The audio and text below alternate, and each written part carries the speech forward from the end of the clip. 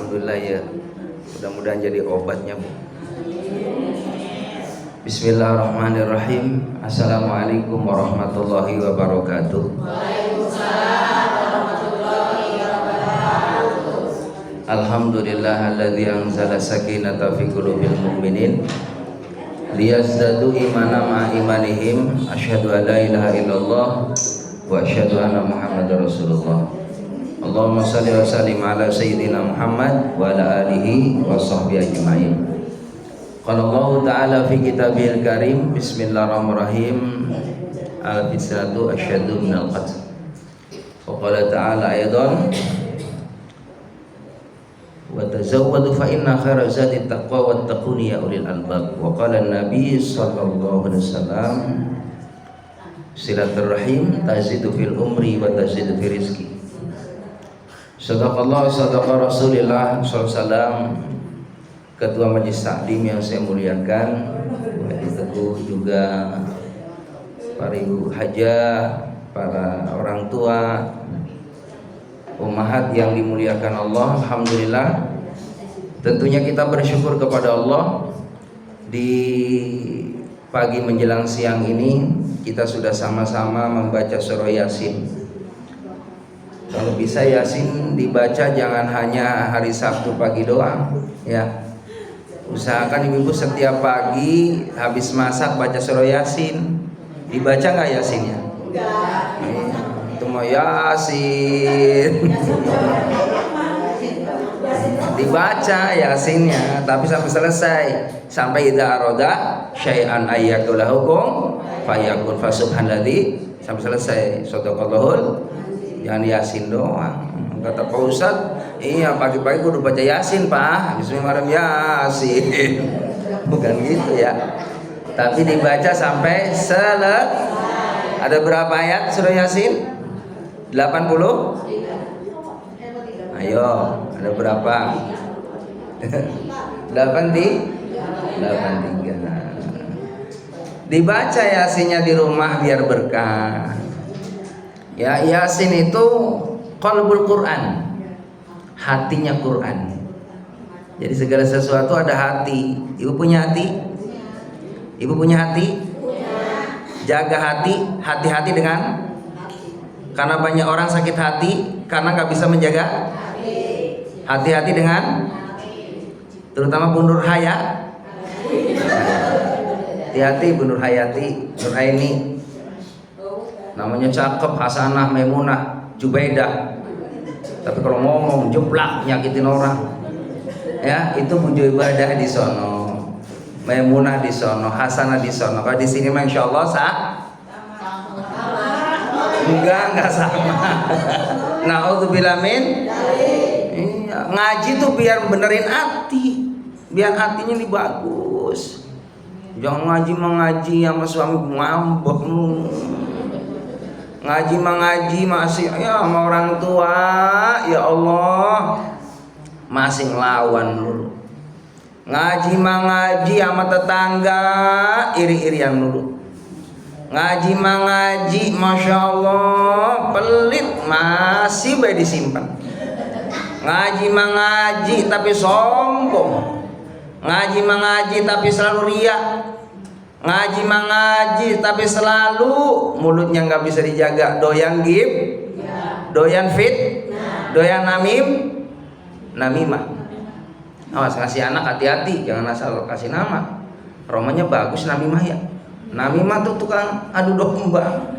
Iya, dikasih nama Siti namimah. Nggak boleh, nanya dulu sama Ustaz. Ya, ada lagi Siti fitnah. Makanya nanya Pak Ustadz ya, biar benar anak kita, karena nama itu adalah doa. Pak Ustadz, saya mah dikasih nama sama orang tua saya dulu, namanya karena memang katanya biar matching ya. Kan bapak saya kan namanya kan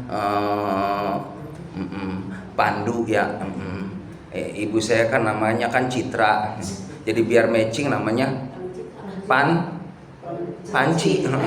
Ya Pandu sama Citra. Ya. Kasih nama yang bagus, karena nama adalah doa. Bersyukur kepada Allah. Alhamdulillah. Walaupun memang cuaca ini lagi pancaroba ini Bu, karena lagi panas banget. Ya kalau hujan gede banget. Karena saya 2 hari nih meriang. Tuh ngerinduin kasih sayang. Tapi alhamdulillah ya Allah, untungnya punya istri itu begitu Bu.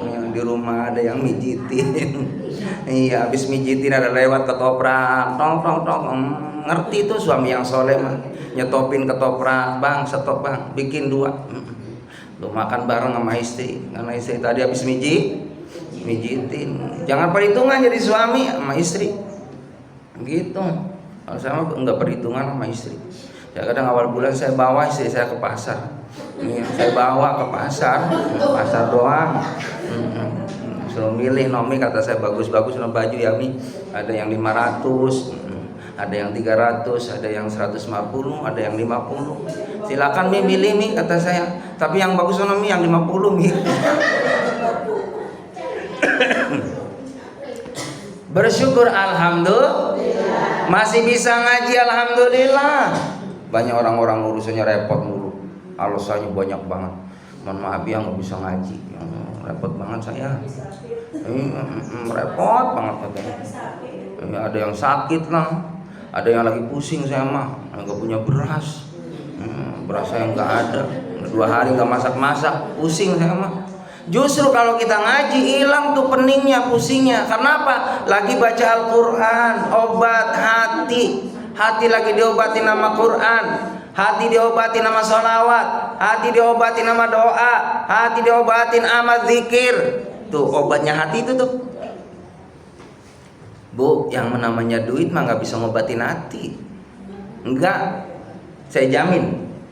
Walaupun punya duit 200 juta Bu, tapi kalau hatinya lagi gak enak, itu 200 juta gak ada nilainya. Sama suami Bu, mohon maaf udah seminggu diem-dieman. Ibu dikasih duit 200 juta sama suami, terima enggak?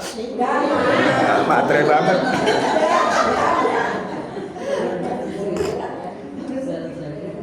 Allahu Akbar. Apalah artinya 200 juta? Kalau mohon maaf, ibu masakin buat suaminya nggak ngicipin pisang, nggak enak. Nah udah mateng Mas, dari pagi saya masak buat Mas, cicipin apa Mas? Suami nggak noel pisan. Apa artinya 200 juta? Kalau nggak dimakan ibu masak, bener nggak? Masih mending punya duit 300 juta, tapi sama suami akur, bener nggak? Enak banget ya rahimakumullah, sama suami akur, sama istri akur, sama anak-anak akur, sama tetangga akur, dunia ini aman. Kebahagiaan itu Bu, 4. Nih, ada berapa? 1, orang bahagia tuh kalau punya tempat tinggal. Mohon tah, lamun aya tempat tinggal, ulah ageng-ageng ulah. Nu letik nu penting mah sae. Laras entah? Enggak gede, rumahnya mah kecil, tapi masya Allah yang ngisi rumahnya tuh nikmat banget. Malam-malam pada bangun malam, sholat yuk kita sholat ngedoain anak cucu. Dia butuh doa dari kita. Yuk sholat jam 3, sholat bareng-bareng, nangis bareng-bareng,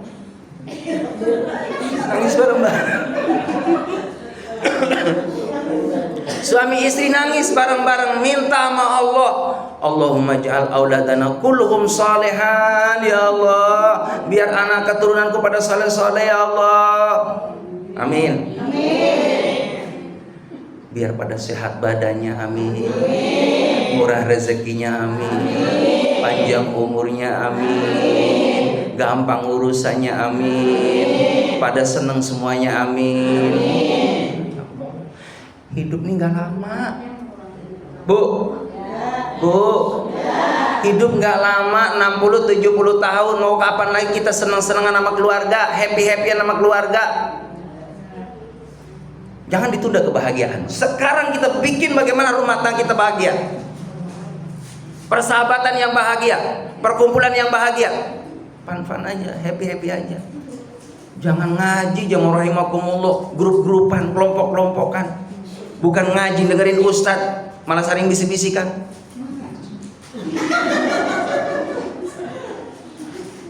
sayang ngajinya, sayang.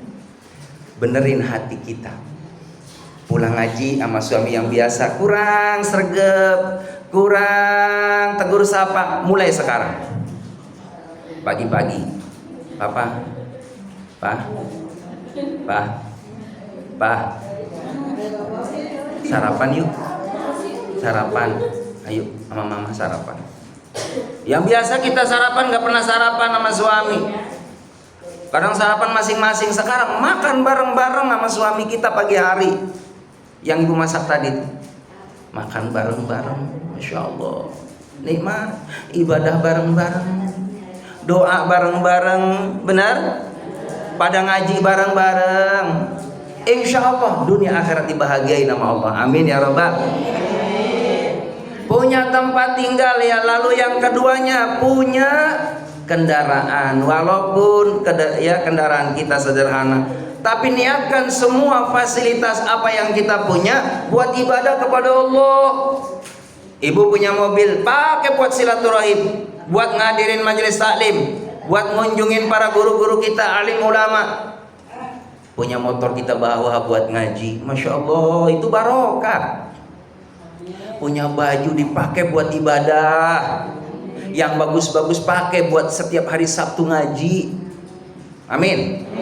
Begitu jangan disimpan nanti buat lebaran Idul Fitri tahun 2006. Masih lama. Entar 2026 ganti baju yang baru lagi. Sekarang baju yang bagus pakein, nanti takut kekecilan. Benar nggak? Nah, kekecilan buat orang. Pakai kerudungnya yang cakep-cakep, pakai. Punya perhiasan jam jangan disimpan dulu, jam pakai. Jam koleksi sampai 7, biar saban hari ganti. Tapi jarang dipakai. Giliran dipakai, batunya habis, nggak dipakai juga. Nih, resep hidup ini, nikmati yang ada. Jangan pernah kita, mohon maaf, melihat nikmat orang lain. Belum tentu nikmat yang ada pada orang lain itu pas buat kita. Tapi kalau Allah kasih nikmat itu buat kita, pas buat kita. Jemaah rahimakumullah. Ini aqua. Aqua betul? Ini pas buat Ustaz.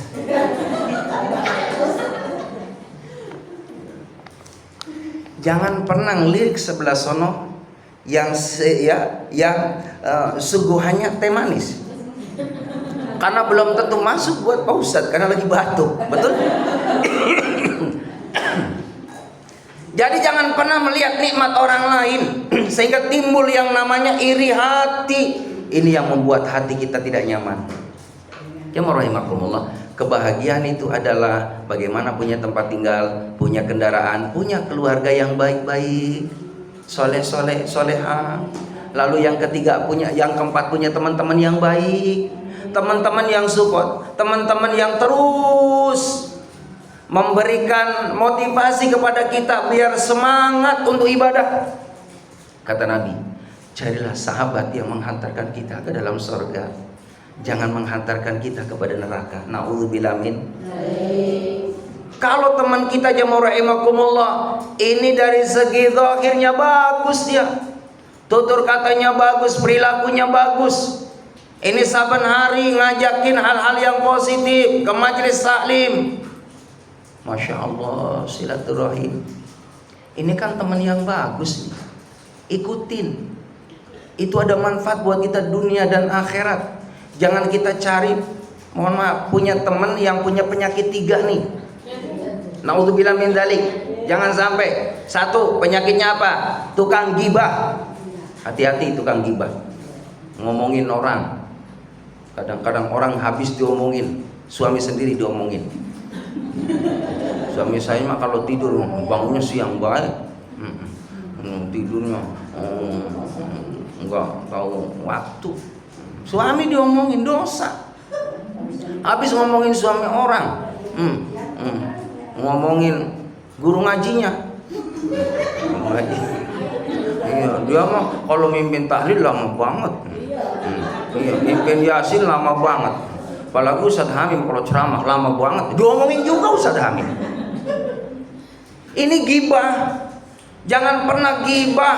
Sebab kalau kita ngomongin aib orang yang memang dia mungkin kelemahannya, kekurangannya seseorang, itu namanya ghibah. Tapi kalau kita ngomongin seseorang yang tidak faktanya, itu namanya fitnah. Jangan pernah sibuk dengan mengoreksi kekurangan orang lain. Sibukkan kekurangan kita di hadapan Allah. Kita ini kan berdoa dalam sholat, wajuburni, tutup kekuranganku ya Allah.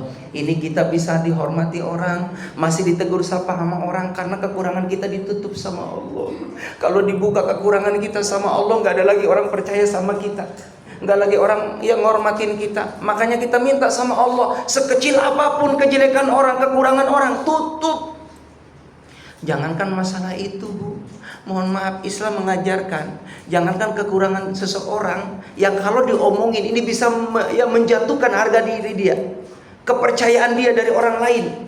Diungkit, padahal jamaah belum tentu itu keburukan dia itu sesuai dengan apa yang disampaikan sahabat kita. Akhirnya orang baik-baik aja karena dijelekin tadi, akhirnya orang menjauh dengan kita. Bukankah itu zalim? Jamaah rahimakumullah. Maka jangan pernah sibuk dengan yang namanya ghibah. Dulu pernah seorang sahabiah, ini rajin ibadah, rajin sholat, rajin puasa. Ketika mau buka puasa, nih perempuan ini diketahui oleh Rasulullah Sallallahu Alaihi Wasallam. Ini perempuan doyan ghibah, doyan ngomongin orang. Kata Nabi, wahai sahabiah, mohon maaf, ini penting aku sampaikan. Jangan sampai kau nanti di akhirat menyesal. Apa ya Rasul? Kalau boleh saya mohon maaf sampaikan kepada engkau, wahai sahabiah, engkau rajin ibadah, betul memang rajin ibadah, tapi engkau dibalik itu suka ngomongin orang kan? Diam aja wanita tadi, karena dalam hati nggak bisa dibohongin. Secara zahir nutupin saya enggak kok, tapi hati nih nggak bisa bohong. Iya, aku tahu bahwa engkau tukang ngomongin orang. Apa buktinya ya Rasulullah? Kata sahabiah tadi, silakan kamu ambil yang namanya mangkok. Lalu sebelum buka puasa, wanita tadi yang soleha sebenarnya, rajin ibadah, rajin tahajud, rajin hadir di majelis ilmu, tapi suka ngomongin aib orang. Ternyata apa? Ketika mau buka puasa, kata Nabi, jangan kau buka puasa dulu. Apa yang kau coba kau keluarkan apa yang ada pada mulutmu. Mohon maaf, atas izin Allah, seorang perempuan tadi mengeluarkan daging yang segar, yang Allah tunjukkan bahwa inilah alamat, kata Nabi Muhammad, engkau suka ngomongin aib orang lain. Di dalam Al-Quran, orang yang suka ghibah itu seperti memakan daging bangkai saudaranya yang sudah meninggal dunia. Na'udzubillah min dzalik. Lalu juga ketika Nabi Muhammad Mi'raj, Nabi melihat ada seorang yang sedang mencakar-cakar mukanya, juga memakan daging yang busuk. Kata Rasulullah nanya kepada malaikat Jibril, ya Jibril, man huwa, siapa itu ya Jibril? Kok orang makan daging busuk, dia mencakar-cakar mukanya, alias dia nggak tahu malu, padahal dia juga banyak aibnya, tapi dia membuka, mengorek-orek kekurangan orang lain. Kata malaikat Jibril, ya Muhammad, inilah gambaran umatmu yang dulu semasa hidupnya suka ghibah, suka ngomongin orang. Maka daripada ngomongin orang, lebih baik adalah bisidqil hadis, lebih bagus adalah banyak mengucapkan kalimat-kalimat yang manfaat buat kita. Amin ya rabbal. Daripada ghibah, ibu masih mending kita baca kalimat thayyibah sambil duduk. Subhanallah, subhanallah, subhanallah, subhanallah. Kalau seandainya ada teman kita lagi ngomongin orang, ibu tegur, ya, atau ibu silakan alih pembicaraan yang lain supaya jangan meneruskan omongan yang tidak baik tadi, menyelamatkan saudaranya. Ini juga bil ma'ruf, kebaikan di mata Allah Subhanahu wa taala. Lalu yang kedua, penyakit yang berbahaya adalah namimah tadi, mengadu domba satu dengan yang lainnya biar pada putus hubungannya, biar pada saling menebarkan kebencian. Ini sangat dibenci oleh Allah Subhanahu wa taala. Ini dulu ada kisah aja, rahimakumullah. Ada seorang yang kaya raya, dia rumah tangganya harmonis, tapi suatu ketika jamaah rahimakumullah, mohon maaf, inilah karena salah pergaulan. Suatu ketika ini temannya, istrinya ini, dia datang ke rumahnya, memfitnah, namimah, yang mengadu domba. Dia datang itu temannya, istrinya, dia bilang sama suaminya, wahai bapak, sebenarnya istri anda ini tidak baik loh sama bapak. Di belakang suka ngomongin keburukan engkau. Begitupun ketika ketemu sama istrinya, seperti itu juga. Wahai bunda, bapak tuh sebenarnya tidak suka loh sama bunda. Ya, suka ngejelekin bunda. Sebenarnya tidak aman bapak ini. Jadi diadu domba. Apa yang terjadi? Akhirnya suami istri yang harmonis, gara-gara salah pergaulan, putuslah hubungan yang begitu harmonis, jadi renggang dan akhirnya bisa jadi putus. Naudzubillah min. Inilah pentingnya kita persahabatan yang baik. Jangan pernah kita jamaah rahimakumullah berkumpul dengan orang-orang yang, mohon maaf, dia lemah ilmunya, lemah imannya, lemah amalnya, sehingga berpengaruh kepada kita. Bisa jadi lemah iman kita juga, lemah amal soleh kita, akhirnya lemah pengetahuan kita juga. Lalu yang terakhir jamaah rahimakumullah, jauhilah yang namanya fitnah. Jadi ghibah, namimah, fitnah. Fitnah itu lebih kejam daripada pembunuhan. Seorang ketika sudah mohon maaf, kata ulama istilahnya, kalau orang sudah mati ya udah. Tapi kalau sudah fitnah, mohon maaf, hancur nama baik kita. Hancur. Padahal kita nggak melakukan, tapi kita dijelek-jelekin di sana namanya. Orang nggak ngargain kita lagi. Biarin ya rahimakumullah. Allah Maha tahu. Kita tidak diterima di suatu tempat itu, tapi di luar sana banyak orang yang menerima kita karena kita memang tidak melakukan hal itu. Maka apa doa kita kepada mereka? Ya Allah, berikan hidayah kepada mereka ya Allah, berikan kebaikan kepada mereka ya Allah, supaya dia berubah jadi orang yang baik. Nabi pernah hadirin suatu ketika di majlis taklim seperti ini. Ini ada orang paling datang belakangan. Ketika duduk, datangnya belakangan, pulangnya duluan. Ini ada nggak orang yang model begitu? Mohon maaf, saya nggak nyindir orang sini, enggak. Ini lagi cerita sahabat. Iya, syukur kalau nggak. Udah datangnya terlambat, pulangnya duluan, ya. Maka kata Nabi yang istimewa apa? Itu orang ahli surga. Ahli surga. Lah orang semuanya bingung. Gimana ahli surga ya Rasul? Yang ahli surga kita yang duluan, yang nyetel mic, yang nyetel sound system, yang sholawatan, yang baca yasin. Saya mestinya ya Rasul.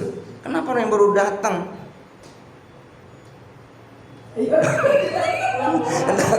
Datangnya akhir kok pulang duluan masuk surga ya Rasul? Saya nggak terima ya Rasul. Bukan begitu. Situ nggak tahu amalan apa yang sebenarnya dilakukan oleh orang tadi. Nabi tahu. Bu, ada yang ngikutin, penasaran.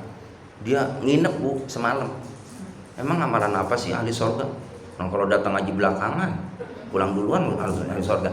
Dilihat malam itu jamaah rahimakumullah, nggak ada yang istimewa. Malam nggak tahajud jamaah rahimakumullah, cuman hanya salat subuh aja.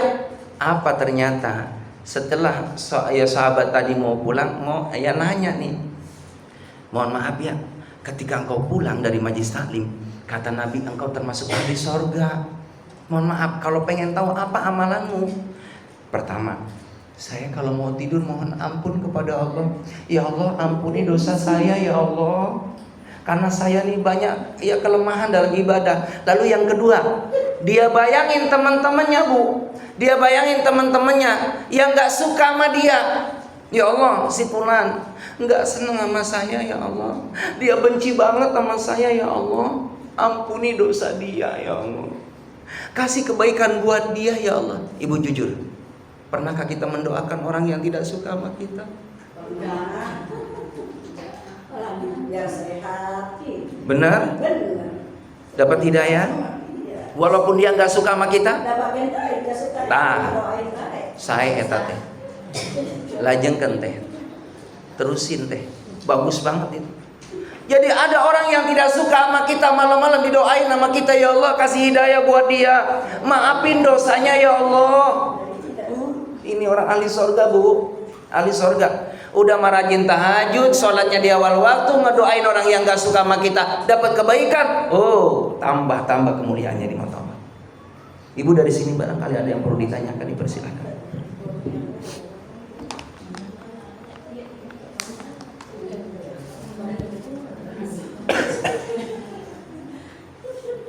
Bu Haji, mangga. Soal ibadah di Ustaz. Iya. Kalau